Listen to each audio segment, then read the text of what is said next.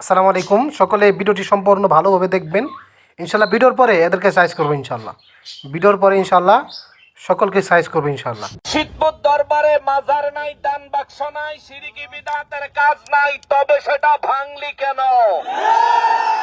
আল্লাহর ঘর মসজিদে আগুন দিলি কেন?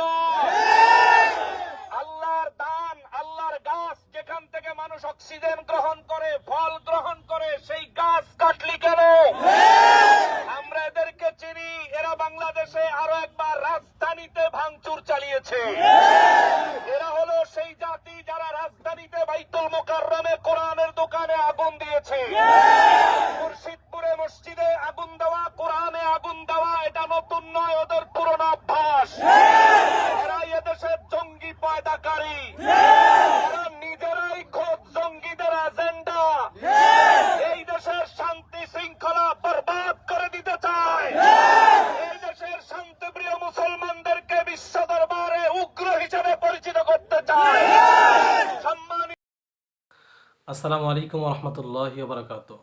আপনারা যে ভিডিওটি দেখলেন, নকশবন্দি যে কথাটা বলতেছিল, দেখেন আমি আপনাদেরকে প্রথমে একটা রাউন্ডে কথা বলি যে ওদের এমন একটা চুলকানি যে মানে পীরদের প্রতি ওদের এতটুকু মহব্বত, নবীর প্রতি কোনো মহব্বত নেই।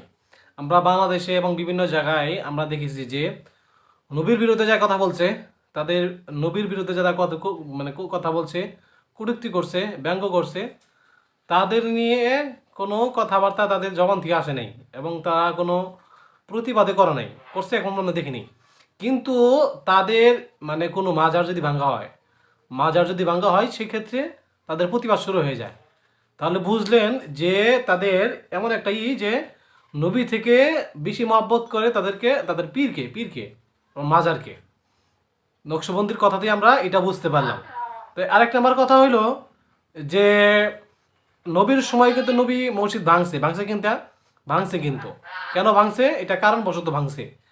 তো যারা মাজার বলে, আমরা সৌদিতে দেখি যে সৌদি মদিনাতে এবং মক্কাতে কোনো মাজার নেই এবং পৃথিবীর বুকে অন্য কোনো দেশে মাজার নাই, শুধু বাংলাদেশে মাজার ছাড়া।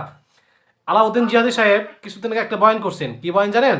বয়ান করছে যে মদিনা মুনাওয়ারায় সাহাবীদের কবর নাকি মাজার ছিল, মাজার ছিল, উপরে গম্বুজ ছিল। তো 15 সালে এসে সব গম্বুজ এবং সকল মাজার ভেঙে দিল ওই দেশে বাদশা।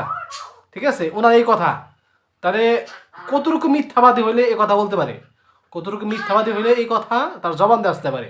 নকশবন্দির কথা শুনলে বোঝা যায় যে কতটুকু মিথ্যাবাদী, কতটুকু নবী প্রেমিক। আর ওনারা দাবি করে আহলে সুন্নাত ওয়াল জামাত। সুন্নিদের আকীদা থাকবে এরকম যে নবীর প্রতি ভালোবাসা থাকবে, নবীর প্রতি কিঞ্চিত পরিমাণ ভালোবাসা নেই তাদের ভিতরে, আর তারা মাজার প্রতি এতটুকু ভালোবাসা দেখায় আমাদেরকে। তাহলে বুঝলেন কি কথা? আর মাজার কিসের শব্দ? মাজার কিসের জন্য থাকবে, কোথায় থাকবে, কেন থাকবে? আমার কথা, মাজার কেন থাকবে? যে জায়গায় মাজারে এসে সেজদা করবে, মাজারে এসে শিরক করবে, সে মাজার রাখা তো কোনো প্রয়োজনই নাই। কোনো প্রয়োজন আছে? কোনো প্রয়োজন নেই আমি মনে করি। তো মাজার পড়ছে কি কারণে পড়ছে আমরা ভালো করে জানি। তো তারা মাজারে যে কমিটি ছিল এবং পীর ছিল, তারা কিন্তু সাধারণ মানুষের উপর হামলা করার কারণে সাধারণ মানুষ হামলা করছে এবং মানুষের সম্পত্তি লুট করে নিছে এবং ওই জায়গায় মাজারের সম্পদ বাড়াইছে। ঠিক আছে, মানুষের বৈধ সম্পদগুলা অবৈধভাবে নিয়ে দখল করে তারা মাজারের জায়গা বাড়াইছে, প্রতিষ্ঠান বাড়াইছে। এরকম করে মাজারকে উন্নতি করার চেষ্টা করছে। যেই কারণে যেই মাজারে ভালো কাজ হয় না, যে মাজারে শিরক হয়, যে মাজারে গুনাহ হয়, সেই মাজারটা রাখার কোনো প্রয়োজনই নেই।